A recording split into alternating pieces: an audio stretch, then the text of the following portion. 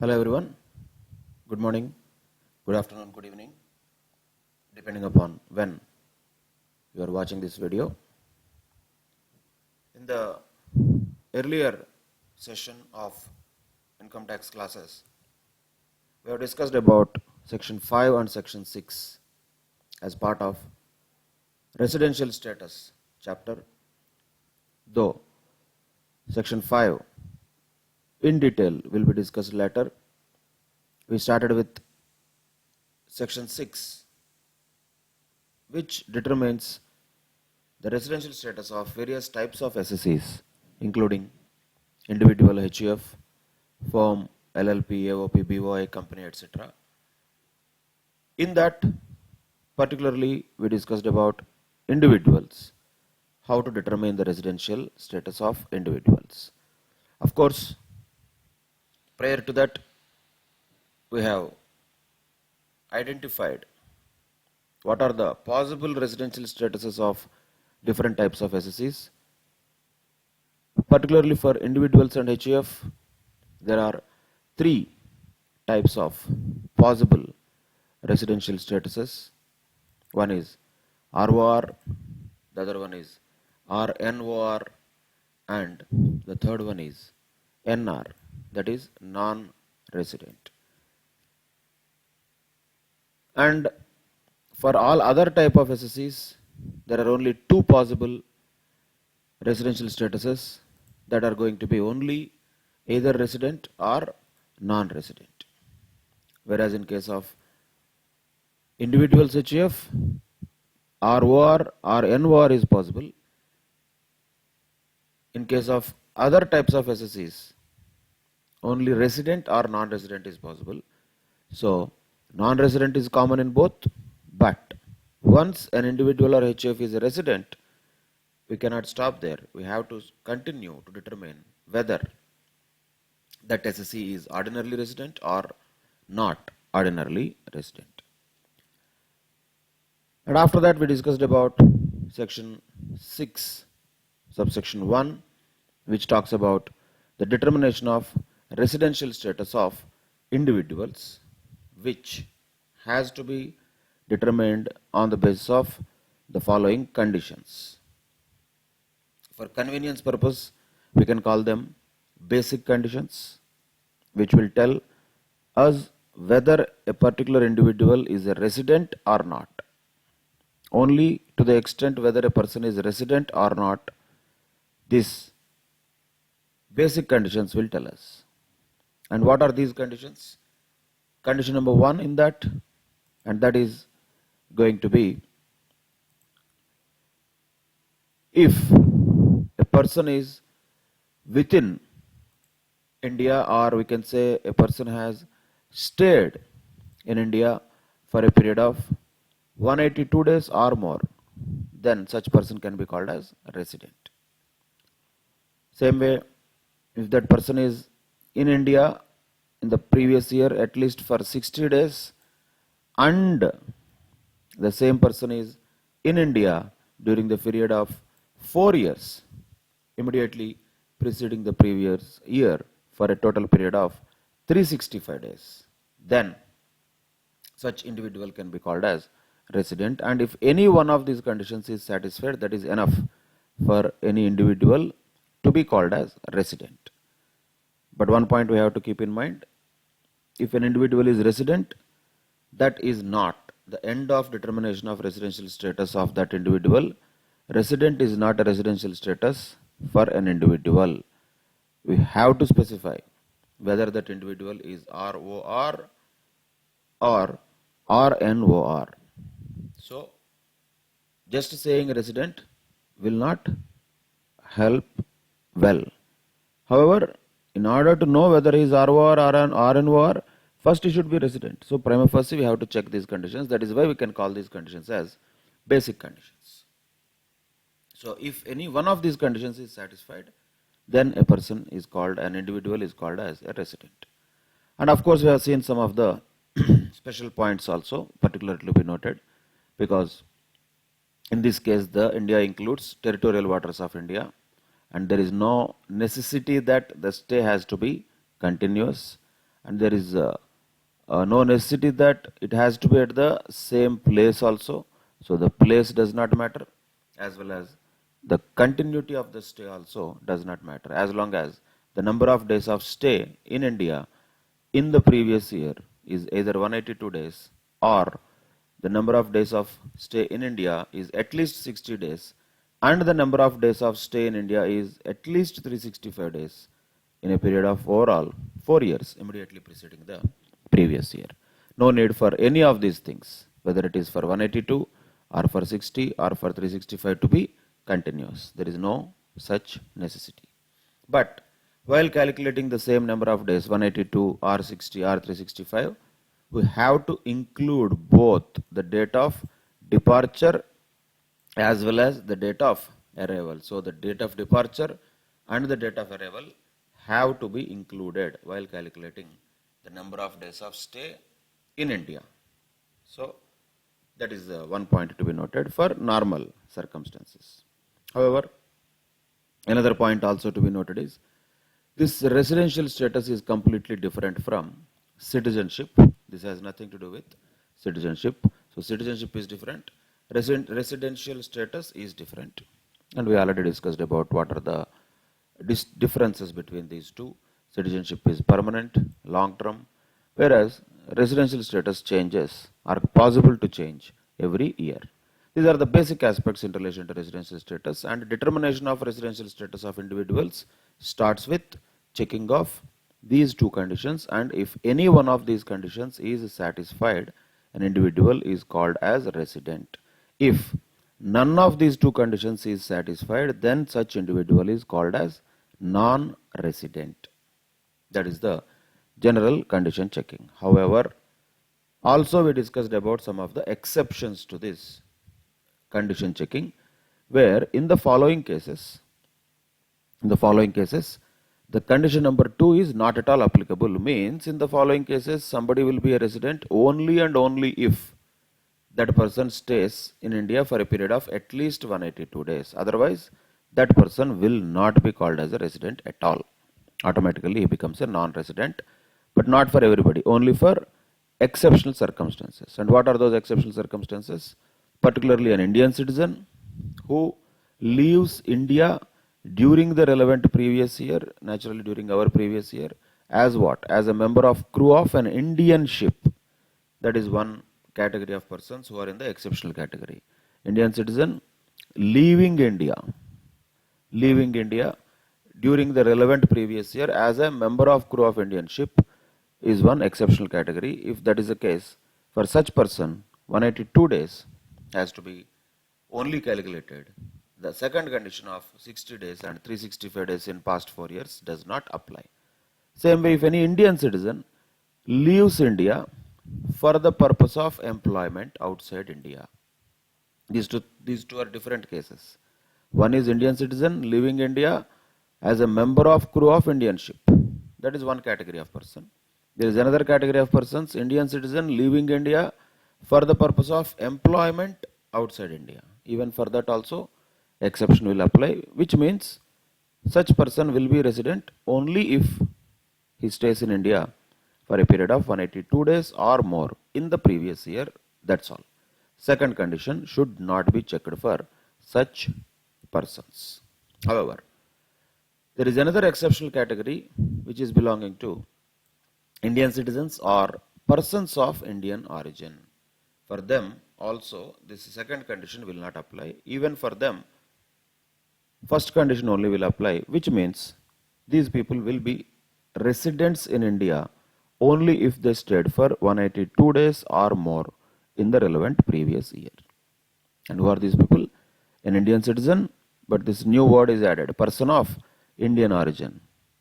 And what are they doing? Normally they are in outside India, but and what are they doing during the previous year? They are coming to India on a visit during the relevant previous year. So this is another exception. These are two opposite things. Here, Indian citizen who normally lives in India is leaving India either as a member of crew of Indian ship or for any other employment outside India. So here the person is leaving India, first case. Second case, these persons are coming to India. So where they normally they stay outside India. But now they are coming to India during the previous year. And who are those people? Not everybody. Only Indian citizen or a person of Indian origin. Then these people also will have exceptional application of conditions, which means second condition will not apply for them. Only first basic condition will apply for both these exceptional categories. This is a very important point to remember, and in any question we should identify whether the SSC in question is falling under normal category or exceptional category. Of course, within the exceptional category there is one more additional point to be noted, particularly for those people who are Indian citizens and leaving India on an eligible voyage, and they are going in a ship which is outbound ship leaving India. In that case, how to calculate residential status? Practically, if these things are all not clarified, when a person stays in the territorial waters also, he will be considered as if he has been staying in India. But because these provisions are clearly made about continuous discharge certificate, the moment anybody enters their name into the continuous discharge certificate, automatically it is as good as they have exited from India. Means that is the time when such person is not deemed to be in India. Though really he might be in the ship, though that ship might be really still docked at the port or maybe in the territorial waters, that all things does not matter. However, don't even worry about continuous discharge certificate and all these things for others. These are all for whom? Not for anybody. Only for individual who is a citizen of India only. That's all.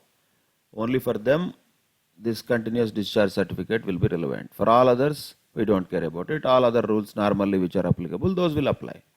So, for individuals who are citizens of India and a member of crew of any ship here, which is going for an eligible voyage, then the way calculations will be done is like this. The date entered into the continuous discharge certificate, from that date till the date of signing off by that particular person in the continuous discharge certificate, these two dates should be inclusive, and from this date to this date, whatever the period of number of days is there, that should be excluded from the period of number of days of stay in India. Means the moment a person has entered their name within the continuous discharge certificate, it is as good as that person has left India. The moment a person has signed off, means signed out, who has come out, or maybe while coming out of the ship, continuous discharge certificate is signed. It doesn't matter physically whether he is coming in, going out, where is the ship located, all these things we don't care for this particular person who is a citizen of India and a member of crew of a ship which has gone on a eligible voyage. For them, what matters is the documentation. And what is that documentation? That is called continuous discharge certificate. When it is entered, the name of the SSC is entered in the continuous discharge certificate, that day onwards he is deemed to be outside India, and when he is deemed to be back in India after he has signed off from the continuous discharge certificate. He has entered in the continuous discharge certificate by signing off from that ship. Here there is a little difference we need to identify. When we talked about the number of days of stay in India, normally we talked about the date of departure and date of arrival also to be included. But that is for normal people, normal calculations, this rule will apply. But here, whether this date of departure entered in continuous discharge certificate and date of signing off in the continuous discharge certificate, question comes, should that be included in the period of stay in India, or should that be also part of the period to be excluded? It should be in the period to be excluded. Why? Because it is clearly given. From this date to this date, it is considered as if that person is not in India. So, when we calculate this number of days he is not in India, understand the difference. Here, we are calculating the number of days he is in India.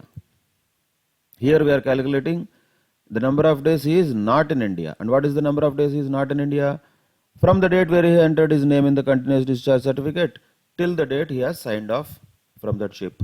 This is the period when he is not in India.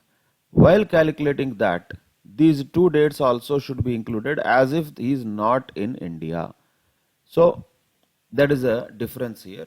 So the date on which he has entered his name in the continuous discharge certificate and the date of signing off, doubt comes naturally whether these two dates are deemed to be the days on which that SSC is in India or outside India. Should it be included as part of the period of stay in India or already he is outside India? Answer is second one. He is outside India because it is clearly mentioned this period has to be excluded from the period of stay in India. So this day also, both the days where the date which has been entered into the continuous discharge certificate and the day of signing off, both are excluded from the total period of stay in India. That is a point to be very well noted. There is a difference between normal calculation. Here we will include the date of arrival and departure to be part of number of days of stay in India. Here we are including the date of departure and arrival as if they are the part of number of days of stay outside India, because he is not in India, he is in the ship. So that is the difference here to be very clearly noted. And once we know this particular special item, we don't need to be really seriously going through all these definitions of what is a continuous discharge certificate, what is eligible voyage. Those things are not required. Generally, you can go through them out of academic interest. And we did this question also earlier about Mr. Anand, who is an Indian citizen and who is leaving India, which is a Singapore-bound Indian ship, means he falls under exceptional category very simply. And not only that, he also falls under this exceptional kind of calculation where the continuous discharge certificate, date of entry into that and date of signing off becomes important. So the dates between these two will be considered as if they are outside India. We calculated that. I hope everybody did this calculation. Don't just watch these things. Just listening to these things, watching these things only will not help. Listening, understanding, interpreting concepts is okay. Understanding provisions is okay. But that is not enough. You need to remember them and you need to calculate them on paper wherever required. So you have to calculate these things. Then only you will understand. 187 days, how did we get?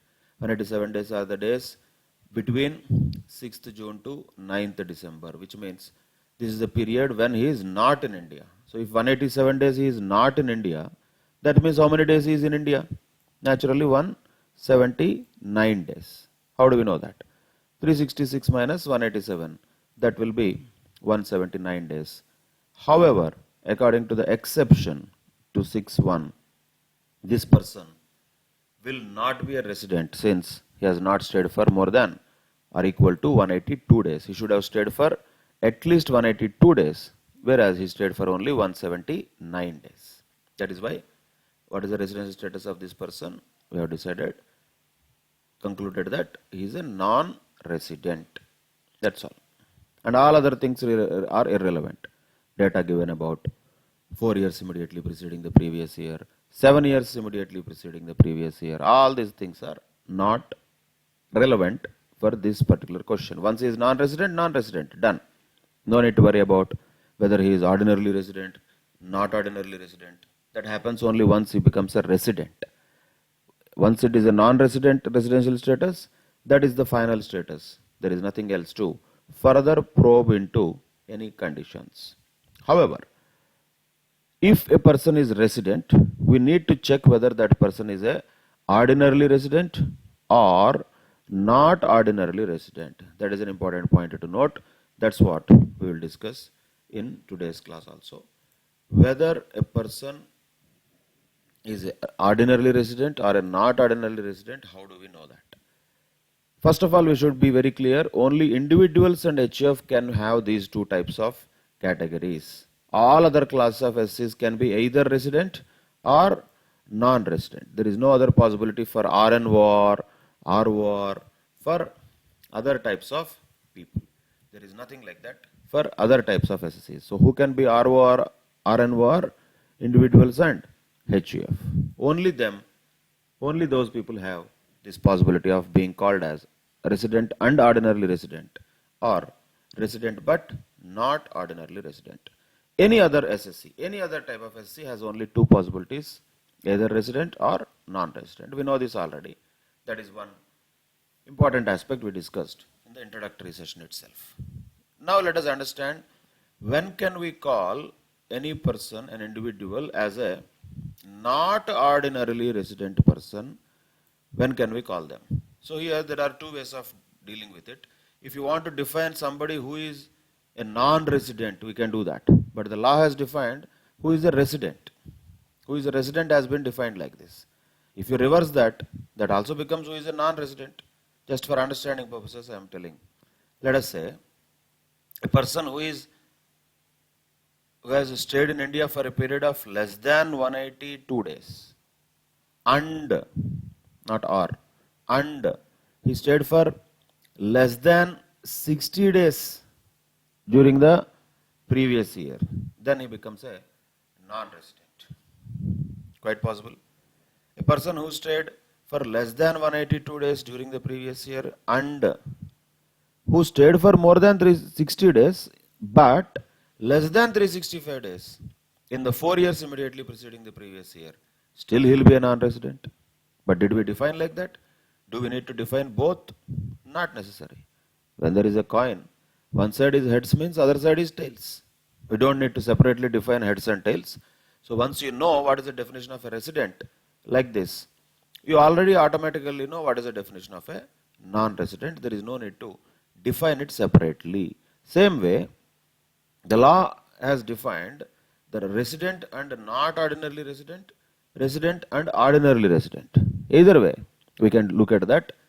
But ultimately what is important is we remember the correct logic.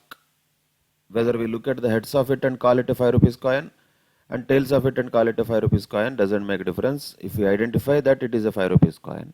Same way, what is the definition of a not ordinarily resident is given here under section 6, subsection 6. You don't need to remember the subsections.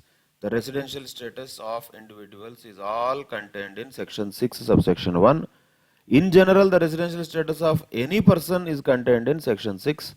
So whenever you want to refer to section while determining residential status, better to refer to section 6. That's all. That is enough. But legally speaking, what has been defined in the law? One who is a not ordinarily resident means we are talking about RNOR.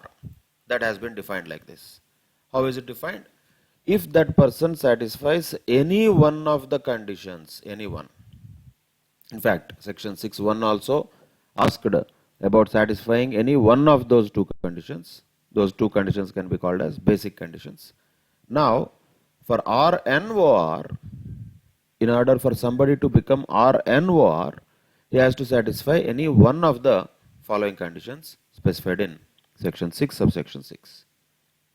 What are those conditions? Let us see one by one. Any one is enough. Any one is enough, not necessarily both. Let us see that. What are those conditions? First condition. If such individual has been non-resident in India, if that individual has been non-resident in India in any 9 out of 10 previous years preceding the relevant previous year. So in the previous year, what is he? Of course he is resident. Then only we are checking whether he is ordinary or not ordinarily resident. In the previous year he is resident. There is no doubt about it. Then only this condition we have to check. Otherwise no need to check. In the previous year he is resident, but 9 out of 10 years immediately preceding the previous year he was non-resident. If that is the case, then such person is called as a not ordinarily resident. When? If he is non-resident in 9 out of 10 previous years immediately preceding the relevant previous year. That is first condition. If that is satisfied, he becomes RNOR automatically. We don't need to check the second condition. But if that is not satisfied, then you have to check the second condition also. Even if that is satisfied also enough, then that person can be still called as not ordinarily resident. And what is the second condition? Such individual has during the 7 years preceding the relevant previous year been in India for a period of 729 days or less is the word used. Or you can say less than 730 days. Be very careful here. Be very careful with the words used in the law, because exactly the questions will be on the border cases. What about 730 days, sir? These questions you should not ask, because the law is very clear. What about 729 days, sir? Everything is very clear. What the law is telling? A person will be a not ordinarily resident when, if during the 7 years immediately preceding the previous year, the number of days is stay is 729 days or less. So now the question comes, what if 729 days exactly? Still are in war. Less than 729, says less than 729 days, still are in war. What if 730 days? Then not are in war.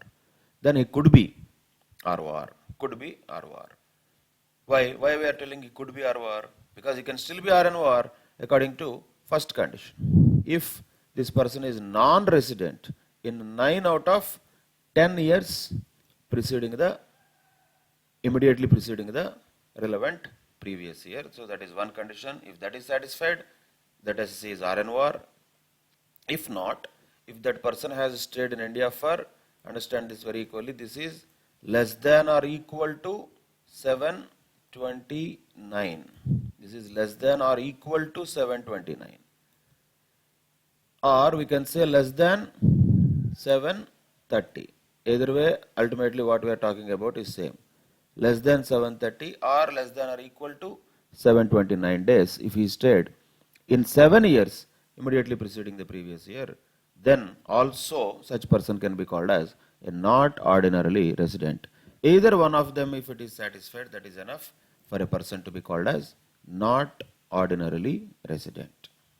Same thing if you just flip the coin and try to calculate whether, try to determine whether a person is resident and ordinarily resident or not. This can be just reversed in this way also. If anybody is getting confused with having the same thing in the opposite direction, don't do that. Just go in one direction and just be very clear with that only. But ideally it should not be the case. Why? Because we should know both the sides. In simpler terms, an individual is said to be resident and ordinarily resident if he satisfies. Here what we have to use the word? Here both. Here it should be both the following conditions. If they are satisfied, then we can call that person as resident and ordinarily resident. So the same definition, we are flipping it. RNOR definition was given here in section 6.6. We are just interpreting it in a reverse way now. Okay, boss, then who is ROR? Who is ROR? If he satisfies both the following conditions. Why both? Because here for RNOR, if he satisfies any one of them, that is enough to become RNOR. So if he has to become ROR, he has to satisfy both the following conditions, which are flipped on the other side. Let us look at these conditions.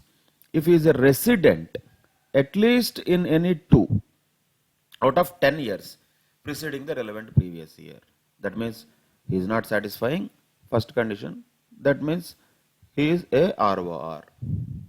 Of course, not only with first condition, second condition also has to be checked in that case. So both the following conditions have to be satisfied if a person has to be called as ROR. What is that? One, he has to be a resident. Earlier what was said? He should be non-resident in 9 out of 10 years, which is nothing but opposite of that is what? He should be resident in at least 2 out of 10 years. If anybody is resident at least 2 out of 10 years, then this condition is not possible to be satisfied.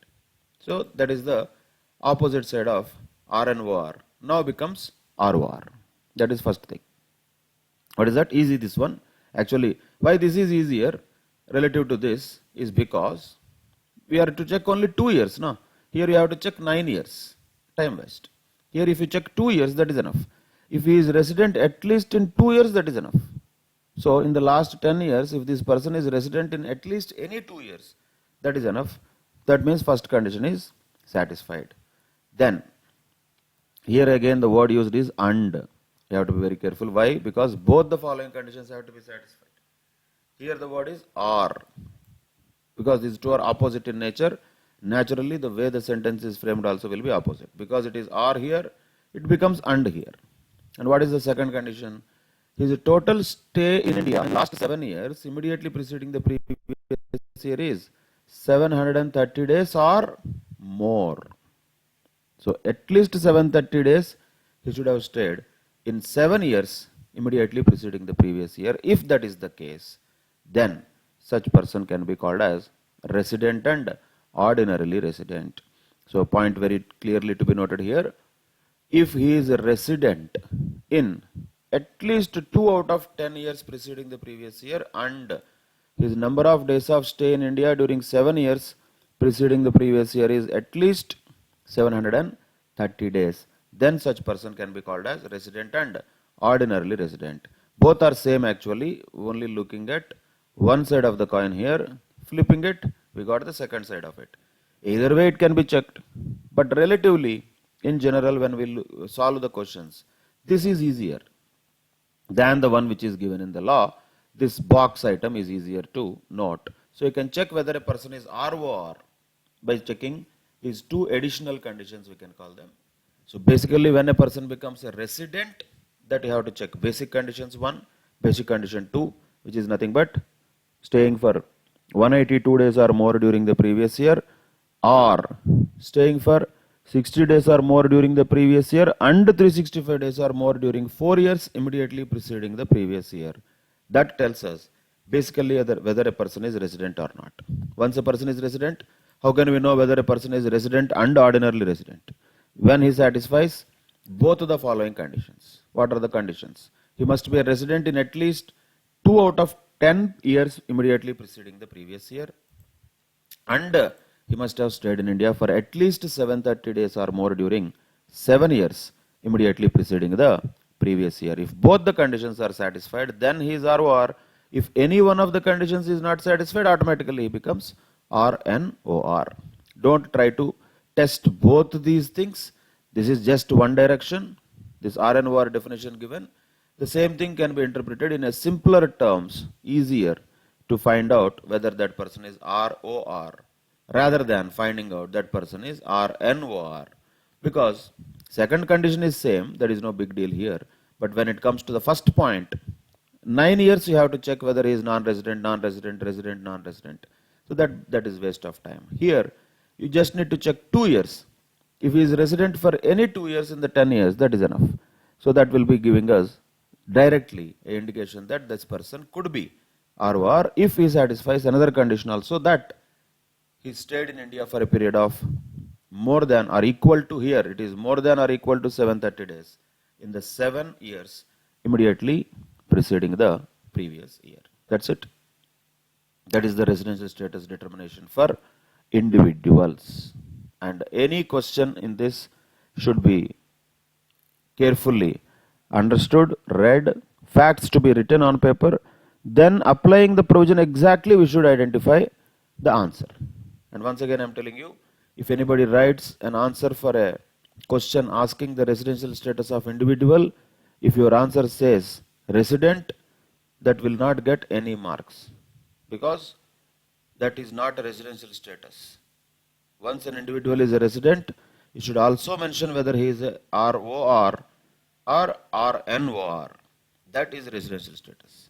Non-resident is okay, because that is a residential status. So there are only 3 residential statuses possible for individuals, not according to what we feel, what we think.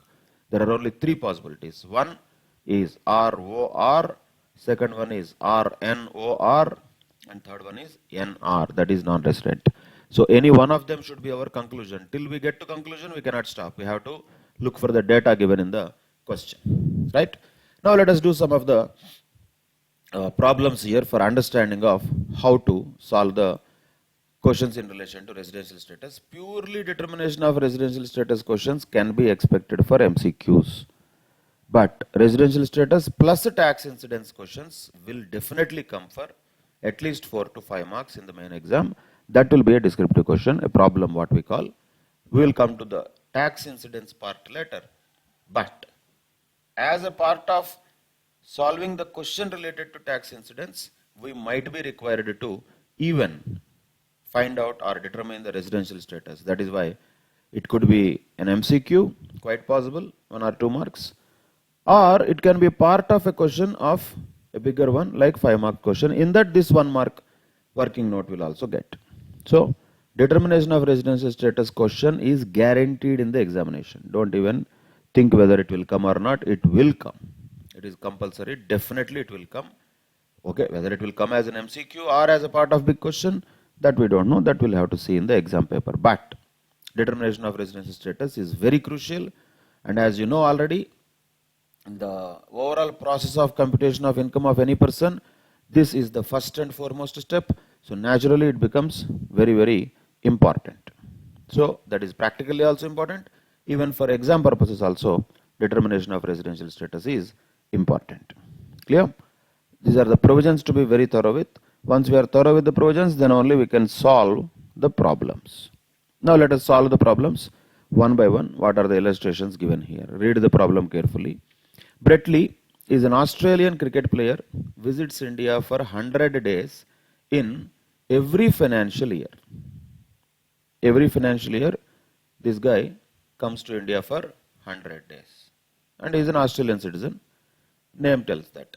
Not necessarily the same Brett Lee, it is an example. And this has been his practice for the past 10 financial years. So not only now, since the past 10 years, every year he is coming for 100 days, 100 days, 100 days like that. Every year he is coming like that since the past 10 financial years. Question is, find out his residential status for the assessment year 2020-21. Simple. Just 2 lines question. It's given that he comes 100 days every year and he has been doing this from the past 10 years. What is his residential status for the assessment year, that is going to be 2021. So this is the question we are talking about. Now how to answer any question in residential status? Simple point is the data whatever is given has to be entered in a proper manner. That is the first and foremost thing. And what is the data given? Year-wise data is not given, but since past 10 years he is doing the same. So let us say in our previous year, that is 2019-20, how many days he would be here? Brett Lee? Definitely he would be here only for 100 days, because his practice itself is to be in India for 100 days every year. So every year it is going to be like that only. Then naturally 2018-19 for example, how many days he would be in India? Again 100 days. Prior to that again 100 days, prior to that again 100 days. Like this, since past 10 years almost, this has been his practice since past 10 years, he said. So just for understanding, you don't need to write every year. So 1, 2, after that 1, 2, 3, 4, 5, 6, 7, 8. So from the past 10 years he has been doing the same thing, 100 days he is there. Okay, it doesn't matter prior to that also what he was doing. It's all not important for us. We don't care about all the details of Brett Lee. But what we are interested in is the provisions of Income Tax Act, so that we can determine the residential status of Brett Lee. So what we have to do? Let us check like this. Let us call this basic condition number 1. Basic condition number 1 is what? That person should be in India for a period of 182 days or more during the previous year. Isn't it? That is basic condition number 1. First we have to check that. In the exam you have to write the condition and then check that. So what is the condition number? Don't write basic condition and all that. Basic condition, additional condition, it is only for our understanding. Law will not tell all these things. There is condition. So according to the Income Tax Act section 6, if a person is staying in India for a period of 182 days or more during the previous year, then only he will be called as a resident. So point number 1, in that definition of residential status of individual requires him to be in India for a period of 182 days or more. Was he there? No. So what happened here?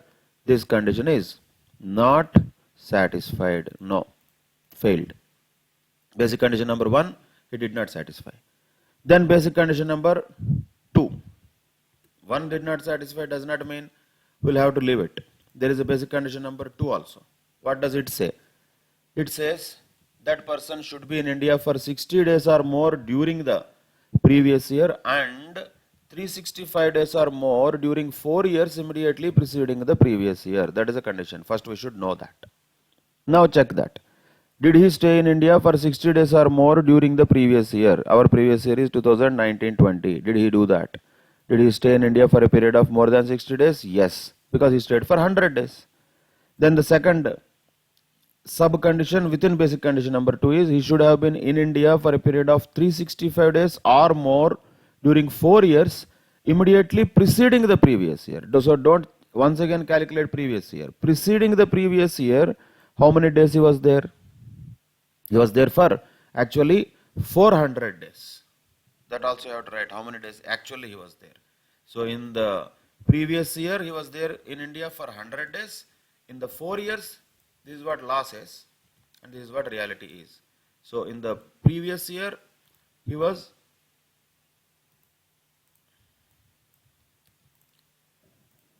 here in India for 100 days, whereas in the 4 years immediately preceding the previous year, he was in India for 400 days. Both things are satisfied. So that means what? Basic condition number 2 is okay. This condition is satisfied. This is done. Which means what? What we can conclude from this? From this we can conclude that he is resident. Resident guarantee, pakka. Because though basic condition number 1 is not satisfied, though this has become flop, this is okay. According to basic condition number 2, he should have stayed in India for more than 60 days. He did. He should have stayed in India for more than 365 days during 4 years immediately preceding the previous year. He did. So definitely he is a resident. No doubt about it. This is only half of the question. That does not make the answer to the question. Once again, if you read the question, you will understand how small the question was, only 2-3 lines. But the answer is not small, sir. Answer is not that small. You have to clearly write how many number of days he stayed in each of the years. 2019, 20, 18, 19, like that. Each year he stayed for 100 days. Like that, 10 years he has been doing that. And you have to clearly write what is basic condition number 1. And since it did not satisfy, we have to check basic condition number 2. Since it satisfied, we have to say that this person is a resident. Once that is over, only half of the question is solved.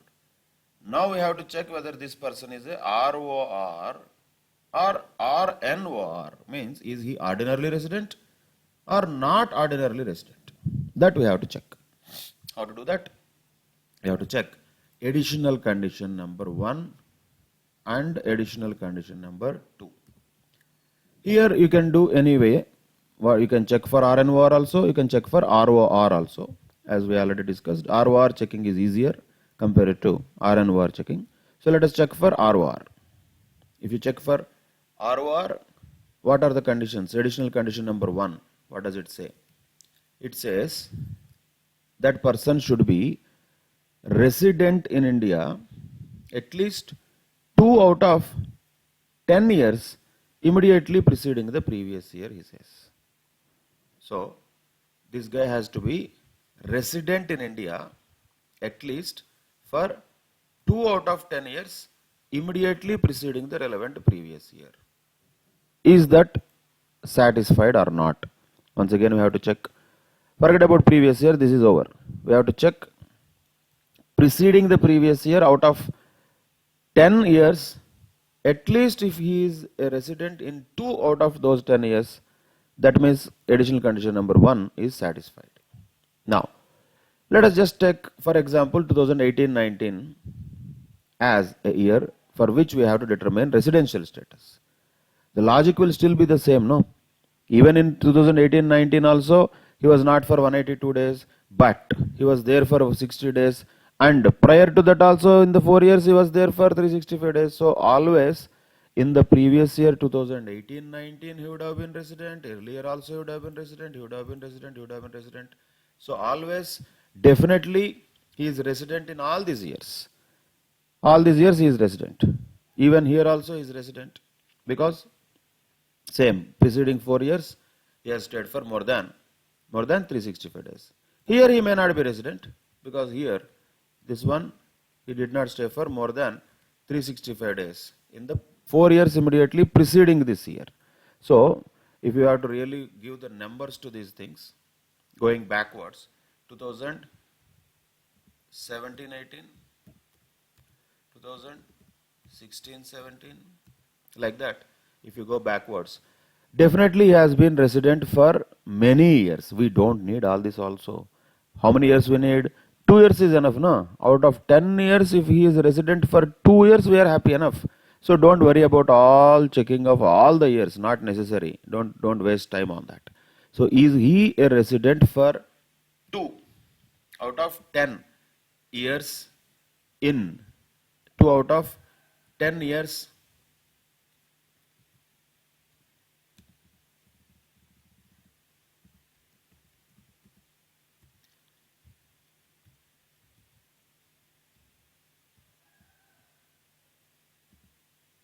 In the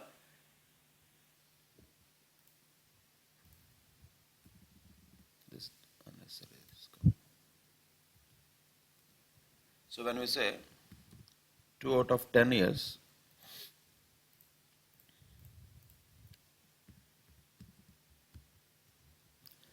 that's okay. So is he satisfying additional condition number 1 or not? 2 out of 10 years, was he resident or not? Answer is yes. Definitely he was resident in 2 out of 10 years. So what did he satisfy? The additional condition number 1, he is resident at least 2 out of 10 years preceding the previous year. Answer is yes. Yes. So this is satisfied. But is it enough to call him ROR? No. No, it is not enough. And he has to satisfy additional condition number 2 also. And what was that? What was that? He should be in India for a period of 730 days or more. During how many years? During 7 years immediately preceding the previous year. That is a provision. That is additional condition number 2. He should be in India in the 7 years immediately preceding the previous year for how many days? 730 days or more. Now check. Preceding the previous year means basically our previous year is 1920. 1, 2, 3, 4, 5, 6, 7. Naturally 7 years he would have stayed for how many days actually? Not 730 days. He would have stayed for only 700 days. Means what? Is additional condition number 2 satisfied? No. He did not stay in India for 730 days in the 7 years immediately preceding the previous year. Hence, one of these conditions is not satisfied means what will be the residential status of this person? That will be RNOR. If he satisfied both these conditions, he would have become ROR. Since he has satisfied one only, but not the second one, he becomes RNOR. That is the residential status of Bretley. Resident but not ordinarily resident. That is the conclusion that will definitely be given here also. So he is a not ordinarily resident during the assessment year 2020-21, previous year 1920. That's all. Clear? That is the way to calculate residential status of any person. So what you have to write here, if this question is given sometimes for 4 marks also, looks like a 2 lines question, but answer is not 2 lines.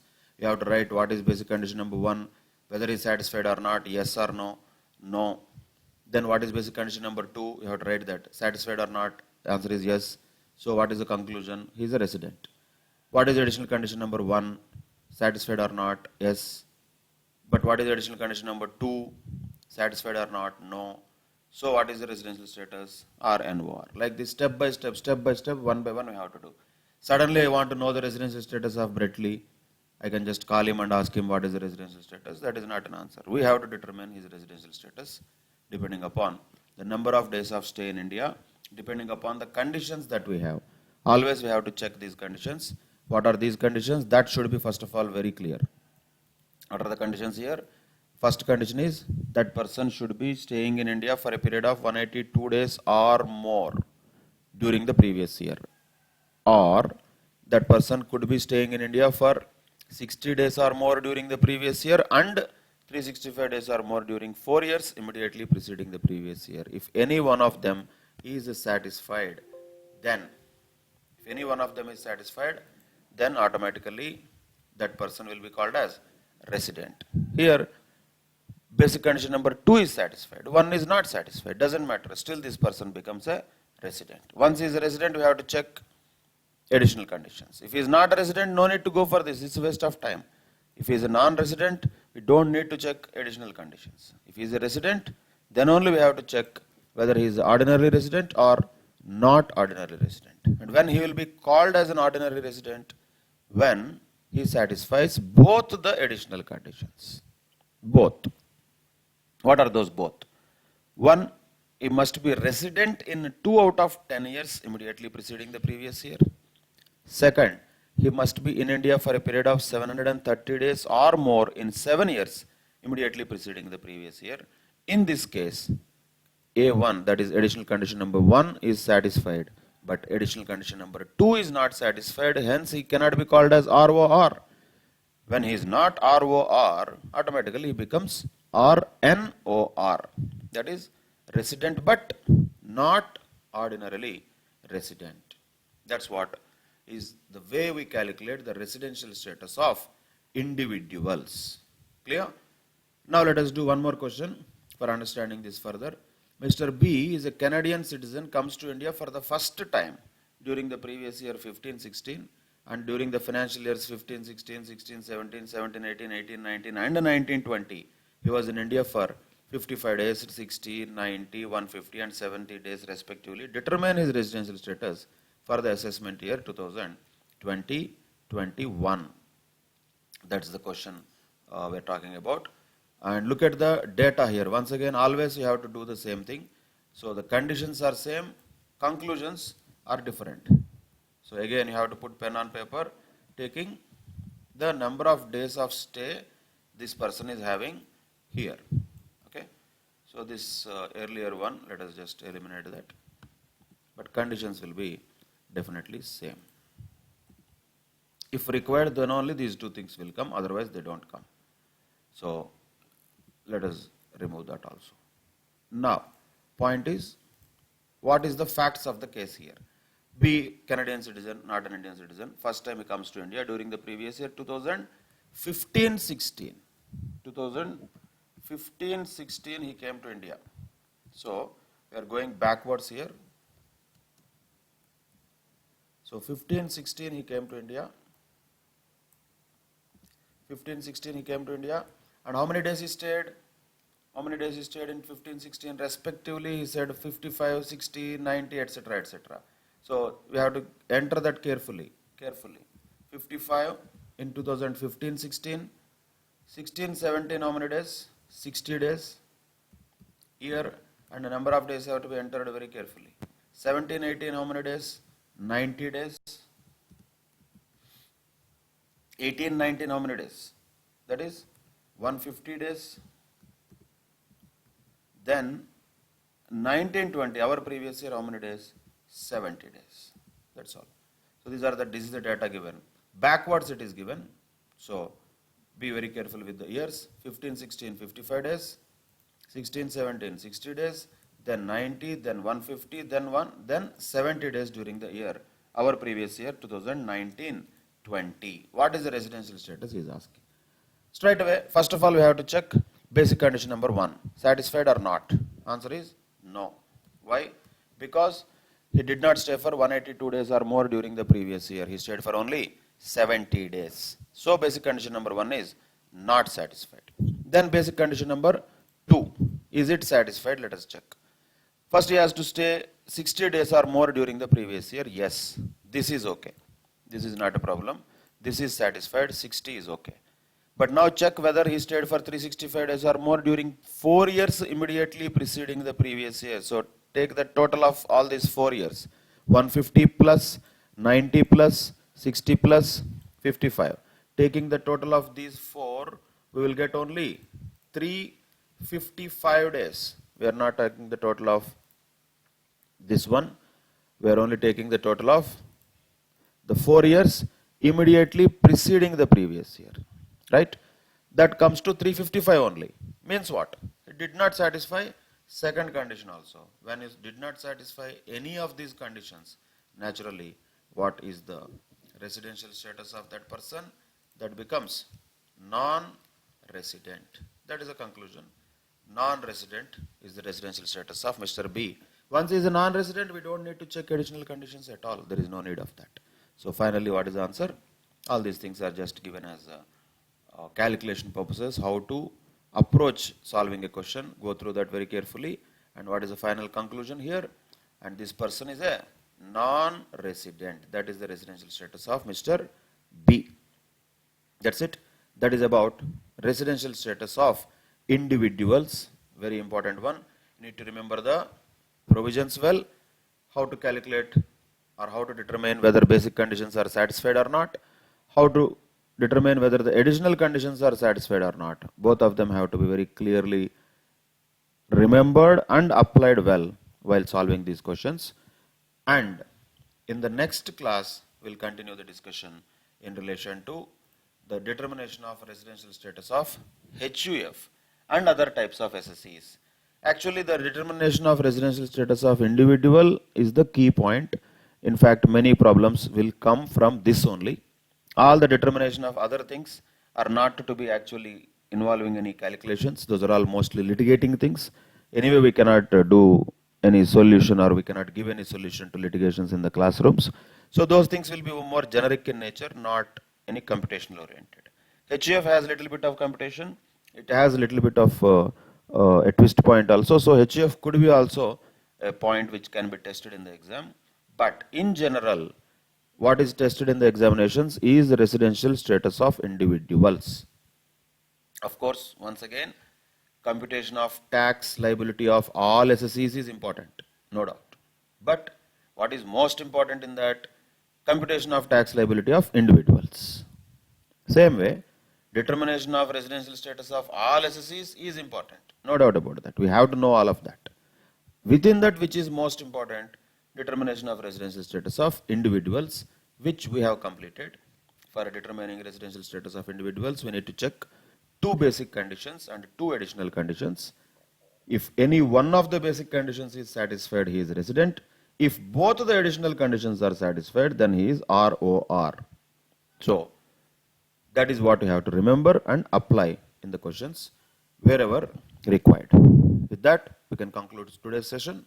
And in the next session, we will continue with the determination of residential status of other types of SSEs. Till then, take care. Bye-bye. Thank you very much.